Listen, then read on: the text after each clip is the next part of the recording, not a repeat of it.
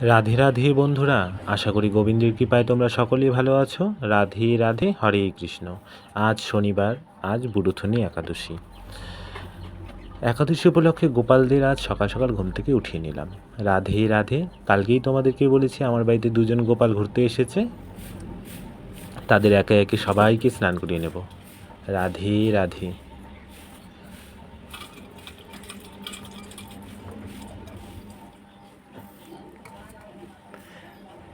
হরে কৃষ্ণ কৃষ্ণ কৃষ্ণ হরে হরে, হরে রাম রাম রাম হরে হরে।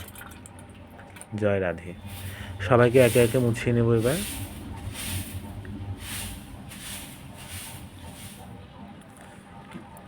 এবার তাদের তৈরি করে নেব।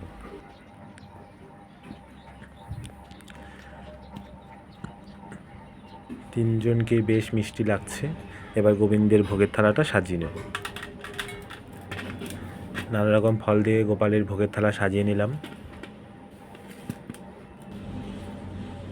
তুলসীপত্র দিয়ে দিলাম। নানা রকম ফুল দিয়ে গোপালদের সাজিয়ে নিয়েছি।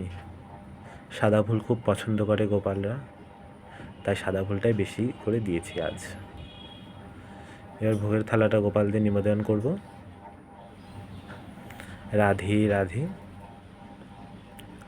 আরতি করে নেব এবার।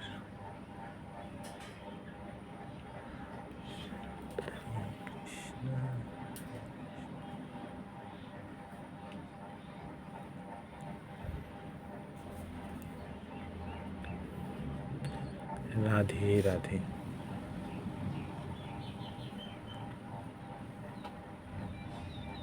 তোমরা যারা যারা একাদশী ব্রত রেখেছো তারা সবাই কমেন্ট করে আমাকে জানিও।